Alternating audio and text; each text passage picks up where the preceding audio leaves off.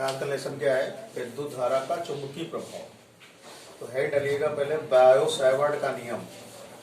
Bio-Savart का नियम क्या है कि वैज्ञानिक बायो-सैवर्ट ने क्या किया था, पहले समझ लो बेटा, बायो-सैवर्ट ने किसी चालक खंड के अल्पांश द्वारा किसी बिंदु पर उत्पन्न चुंबकीय क्षेत्र की तीव्रता का व्यंजक प्राप्त किया। बायो-सैवर्ट का नियम क्या है?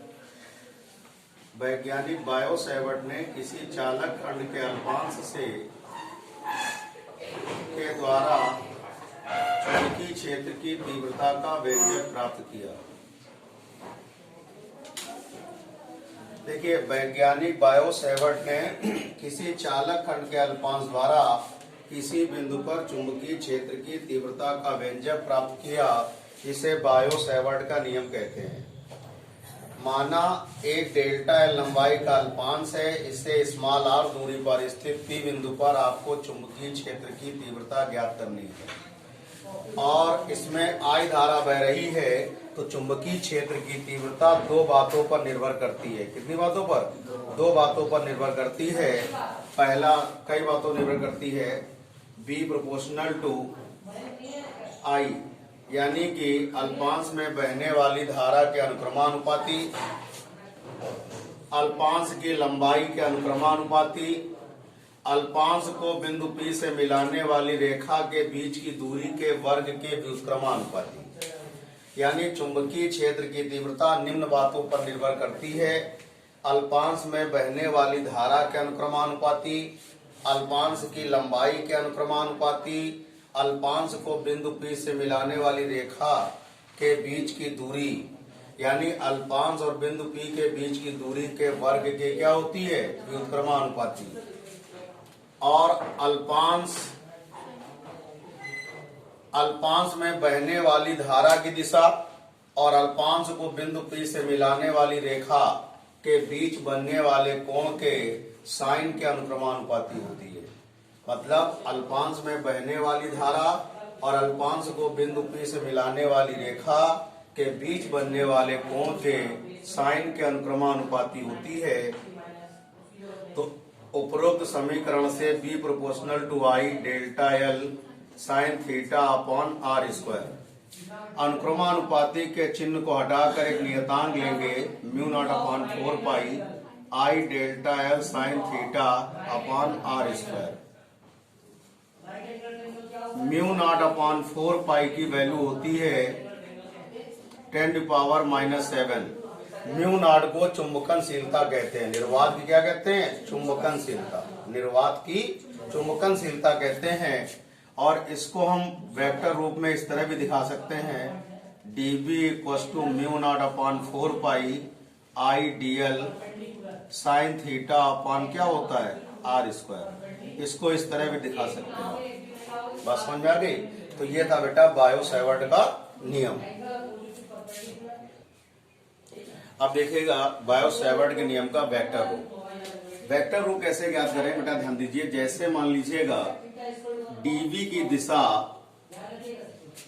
dl और r के लंबवत है, इसकी दिशा इसके क्या है? लंबवत है। तो उस केस में क्या होगा? आपको मालूम है dB = भी हमने बताया mu naught upon 4 pi I dl sine theta बताया अपॉन आर स्क्वायर। इसमें r का नॉमिनेटर और डिनोमिनेटर में क्या कर दो? मल्टीप्लाई कर दो।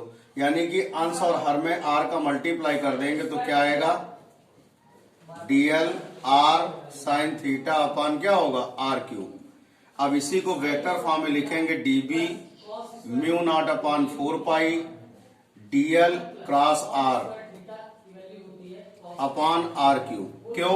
आपको मालूम है a क्रॉस b = क्या होता है? ab साइन थीटा होता है कि नहीं होता है? तो dl और r दोनों वेक्टर क्वांटिटी होंगी, तो dl r साइन थीटा बराबर क्या होगा? dl cross r upon r³ हो जाएगा। ये बायो-सैवर्ट के नियम का वेक्टर फॉर्म है। कौन सा फॉर्म है? ये बायो-सैवर्ट के नियम का वेक्टर फॉर्म है। इसको ध्यान रखिएगा। चुंबकीय क्षेत्र की दिशा dl और r के क्या है? लंबवत है। dl के और r के क्या है? लंबवत है। तो उस केस में क्या होगा? dl r, यहाँ पे r नहीं है तो r का अंश और हर में मल्टीप्लाई कर लेंगे तो यहाँ r हो जाएगा, यहाँ r क्यूब हो जाएगा और आपको dl into r sine theta को dl क्रॉस r लिखेंगे क्योंकि a क्रॉस b बराबर क्या होता है, ए बी साइन थीटा होता है।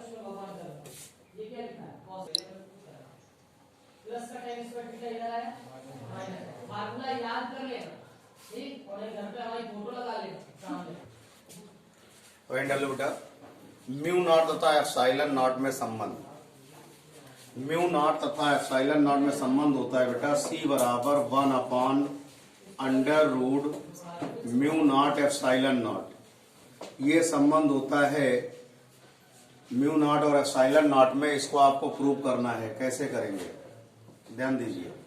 आपको मालूम है 1 अपॉन 4 पाई एप्सिलॉन नॉट बराबर 9 गुणे 10 की घात 9 होता है। कितना होता है, 9 गुणे 10 की घात 9 होता है। तो यहां से अगर हम एप्सिलॉन नॉट की वैल्यू निकालेंगे तो कितना होगा बेटा, 1 upon 4 pi into 10 to power 9, equation number क्या हो गई 1। इसके बाद आपको मालूम है म्यू नॉट अपॉन 4 पाई की वैल्यू होती है 10 टू पावर -7। तो म्यू नॉट बराबर 4 pi into 10 to power -7, equation number क्या हो गई 2। अब क्या करना है, समीकरण नंबर 1 और 2 का मल्टीप्लाई कर दीजिए। समीकरण 1 और 2 का अगर गुणा करेंगे तो म्यू नॉट एप्सिलॉन नॉट बराबर आएगा 4 pi into 10 to power -7 upon 4 pi into 9 into 10 to power 9। 4 pi से 4 pi cancel, mu not epsilon not बराबर 1 upon 9 into 10 to power 9 into 10 to power 7। बेटा जब 10 की घात -7 नीचे लाओगे तो क्या हो जाएगा, प्लस का हो जाएगा। तो ये आएगा म्यू नॉट एप्सिलॉन नॉट बराबर 1 अपॉन 9 इंटू 10 टू पावर 16। अब इसको आप लिख सकते हैं 9 इंटू 10 टू पावर 16 को 3 इंटू 10 टू पावर 8 का होल स्क्वायर लिख सकते हैं कि नहीं लिख सकते हैं। तो म्यू नॉट एप्सिलॉन नॉट बराबर आएगा 1 अपॉन 3 इंटू 10 टू पावर 8 का स्क्वायर। और आपको मालूम है 3 इंटू 10 टू पावर 8 क्या होता है, c होता है निर्वात में प्रकाश की चाल। क्या होता है, तो आएगा म्यू नॉट एप्सिलॉन नॉट बराबर 1 upon c square. c square बराबर आएगा mu not upon epsilon not. तो c इक्वल टू कितना हो जाएगा 1 upon under root mu not epsilon not. ये म्यू नॉट और एप्सिलॉन नॉट में क्या हो गया, संबंध आ गया। एक बार फिर समझिएगा, 1 अपॉन 4 पाई एप्सिलॉन नॉट की वैल्यू होती है। यहां से आपने एप्सिलॉन नॉट का मान निकाला। इसके बाद म्यू नॉट अपॉन 4 पाई की वैल्यू 10 टू पावर -7 होती है। तो यहां से म्यू नॉट की वैल्यू आपने निकाल ली। अब समीकरण 1 और 2 का गुणा करेंगे तो इतना आएगा, 4 पाई से 4 पाई कैंसिल, इसको नीचे ले जाएंगे तो 10 टू पावर कितना होगा 16। तो इसको लिख सकते हैं 9 का किसका स्क्वायर है, 3 का है, और ये 10 टू पावर 8 का है। तो 3 इंटू 10 टू पावर 8 का क्या हो गया, होल स्क्वायर। और ये वैल्यू किसकी होती है, निर्वात में प्रकाश की चाल c की होती है। तो यहाँ से क्या आ जाएगा, c स्क्वायर बराबर ये होगा। तो c equal to 1 upon under root mu not क्या होगा, एप्सिलॉन नॉट। तो ये है म्यू नॉट और एप्सिलॉन नॉट में संबंध होता है। बात समझ में आ गई बेटा। वही डालिए, अनंत लंबाई के चालक के कारण चुंबकीय क्षेत्र की तीव्रता। अनंत लंबाई के चालक के कारण चुंबकीय क्षेत्र की तीव्रता।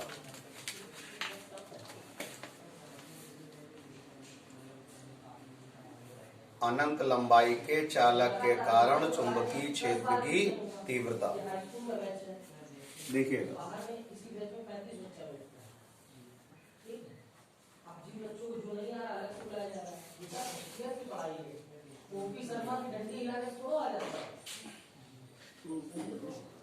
मान लीजिए एक अनंत लंबाई का एक धारावाही चालक है जिससे O बिंदु से स्मॉल r दूरी पर स्थित P बिंदु पर चुंबकीय क्षेत्र की तीव्रता ज्ञात करनी है। तो चुंबकीय क्षेत्र की तीव्रता दो बातों पर निर्भर करती है। कितनी बातों पर, दो बातों पर। एक तो उसमें बहने वाली धारा के अनुक्रमानुपाती और चालक और बिंदु P के बीच की दूरी के व्युत्क्रमानुपाती।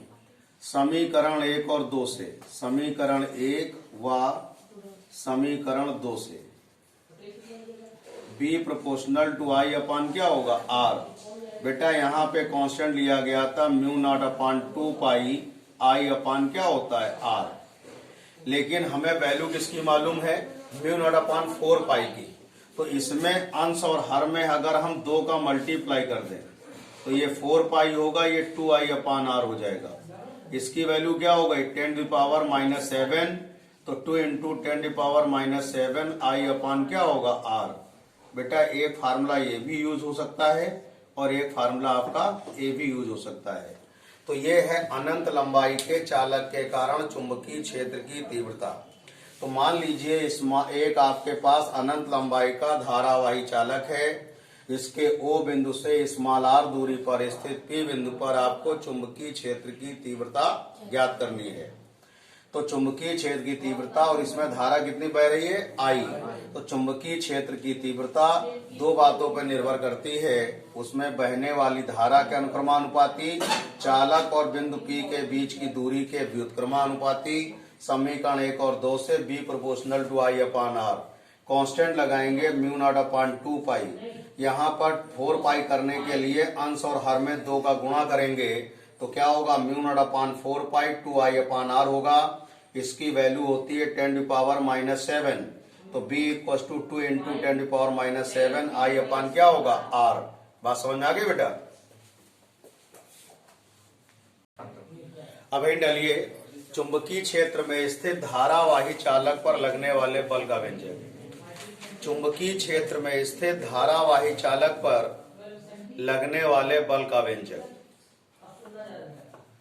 चुंबकीय क्षेत्र में स्थित धारावाही चालक पर लगने वाले बल का व्यंजक।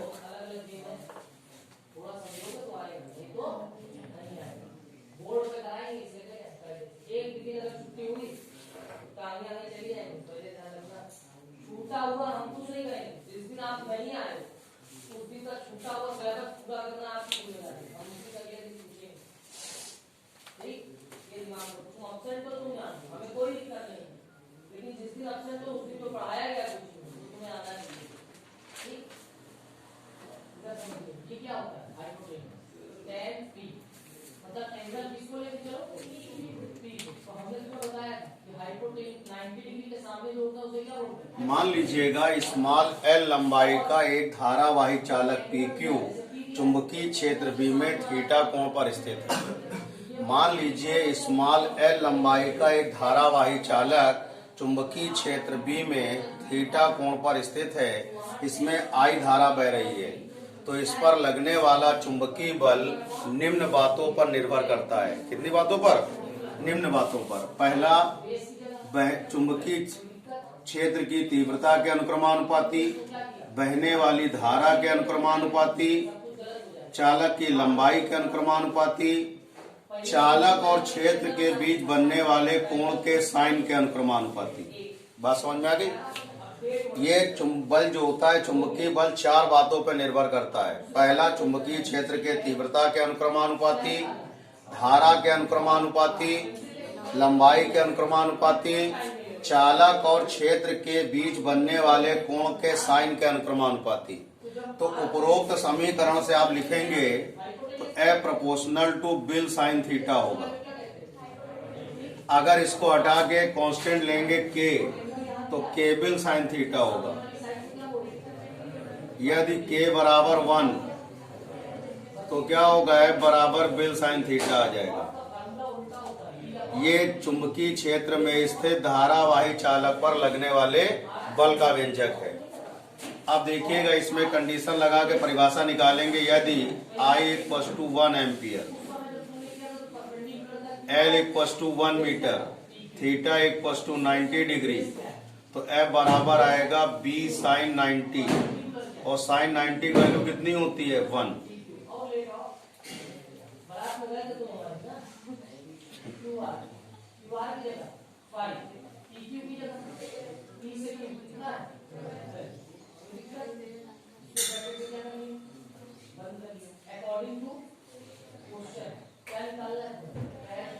देखिए चुंबकीय क्षेत्र के लंबवत स्थित एकांक लंबाई और एकांक धारा वाले चालक पर लगने वाला चुंबकीय बल चुंबकीय क्षेत्र की तीव्रता कहलाता है। परिभाषा कैसे लिखेंगे? चुंबकीय क्षेत्र के लंबवत स्थित एकांक लंबाई और एकांक धारा वाले चालक पर लगने वाला चुंबकीय बल चुंबकीय क्षेत्र की तीव्रता कहलाता है। चुंबकीय क्षेत्र के लंबवत स्थित एकांक लंबाई और एकांक धारा वाले चालक पर लगने वाला चुंबकीय बल चुंबकीय क्षेत्र की तीव्रता कहलाता है। इसके कई मात्रक होते हैं। मात्रक ध्यान समझिएगा। पहला है वेबर पर मीटर स्क्वायर, दूसरा है टेस्ला, तीसरा है न्यूटन प्रति एम्पियर मीटर। ये तीनों एक ही वैरायटी के हैं। और चौथा क्या है? गॉस। क्या है? गॉस। ये तीनों एक ही वैरायटी के हैं, गॉस अलग है। ठीक है। अब ध्यान रखिएगा, एक गॉस बराबर होता है, एक गॉस बराबर 10 की घात -4 वेबर पर मीटर स्क्वायर। बेटा इसको वेबर पर मीटर स्क्वायर लिखें या न्यूटन प्रति एम्पियर मीटर लिखें या टेस्ला लिखें, तीनों एक ही बातें हैं। और एक चीज ध्यान रखिएगा, नोट नंबर 2,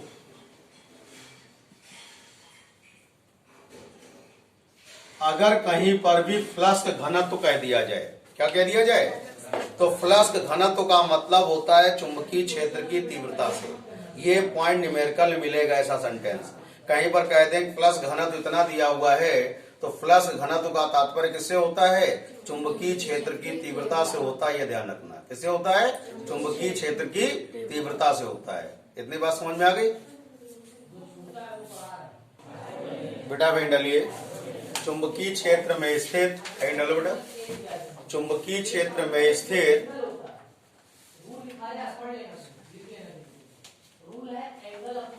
दो समांतर धारावाही चालकों के मध्य, दो समांतर धारावाही चालकों के मध्य लगने वाला चुंबकीय बल, दो समांतर धारावाही चालकों के मध्य लगने वाला चुंबकीय बल।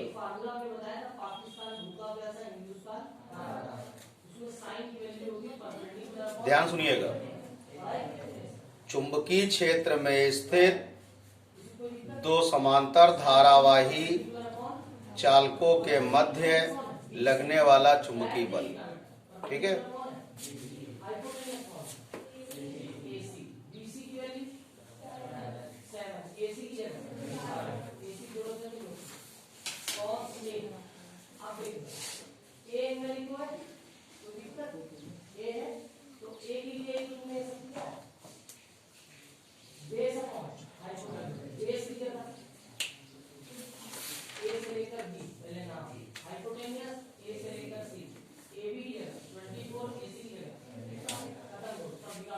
मान लीजिएगा दो समांतर धारावाही चालक आपके पास AB और CD हैं, जो परस्पर r दूरी पर स्थित है। मान लीजिए दो समांतर धारावाही चालक AB और CD परस्पर r दूरी पर स्थित हैं और इनमें क्रमशः I1 I2 धारा बह रही है। तो चालक AB में I1 धारा बहने के कारण P बिंदु पर चुंबकीय क्षेत्र की तीव्रता कितनी होती है? B1। मान लीजिए कितनी होती है? B1। तो क्या होगा? B1 इक्वस टू μ0/4π 2I1 क्या होगा? R। अब इस चुंबकीय क्षेत्र के लंबवत ये चालक CD रखा हुआ है। इसके कारण यहाँ पर चुंबकीय क्षेत्र उत्पन्न हुआ और इस चुंबकीय क्षेत्र में ये चालक CD रखा हुआ है जिसमें I2 धारा बह रही है। तो इस पर लगने वाला चुंबकीय बल कितना होगा? F बराबर होगा बिल साइन थीटा होता है फार्मूला। तो B की जगह B1 रखेंगे, I की जगह I2 रखेंगे और थीटा की जगह 90 रखेंगे। अब B1 की वैल्यू ये वाली रख देंगे इक्वेशन नंबर 2 में, μ0/4π 2I1/R I2L, ये होगा F/L और ये कितना आ जाएगा बेटा आपके पास? इसकी वैल्यू कितनी होती है? 10⁻⁷। तो 2 × 10⁻⁷ I1 I2 अपान कितना होगा? R।